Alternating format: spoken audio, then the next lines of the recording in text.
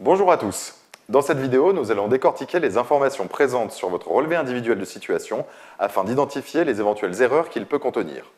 Le relevé individuel de situation, qu'on appelle aussi le RIS, vous est adressé une fois tous les 5 ans à partir de vos 35 ans, mais vous pouvez aussi directement le télécharger sur votre espace personnel sur le site de l'assurance retraite. Chaque page du RIS présente les informations d'une seule caisse de retraite. Les activités enregistrées par cette caisse sont listées dans l'ordre chronologique, avec l'année de l'activité, le nom de l'employeur et le revenu ou les points correspondants. Quelle que soit votre activité, à partir du moment où elle est rémunérée et déclarée, cette activité est enregistrée par une caisse de retraite de base et une caisse de retraite complémentaire. Enfin, en principe, il peut toujours y avoir des erreurs ou des omissions et c'est ce que nous allons maintenant apprendre à vérifier.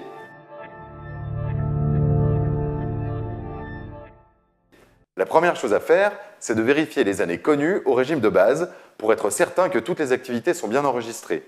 Les premiers petits boulots sont souvent négligés, alors qu'ils peuvent peut-être vous faire gagner des trimestres supplémentaires, voire même vous permettre de partir en retraite anticipée. D'autre part, est-ce que votre service militaire est indiqué? Votre période de chômage? En principe, tout doit être indiqué.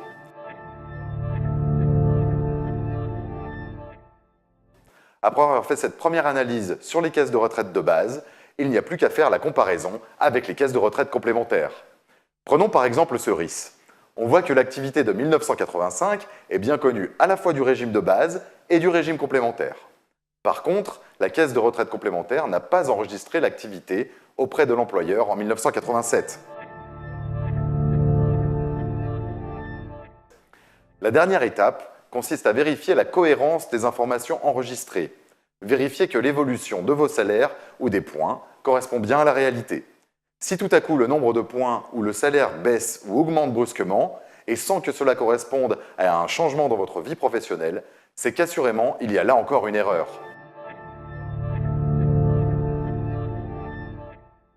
Pour régulariser ces erreurs, il faudra joindre à votre demande de retraite la copie des justificatifs correspondants.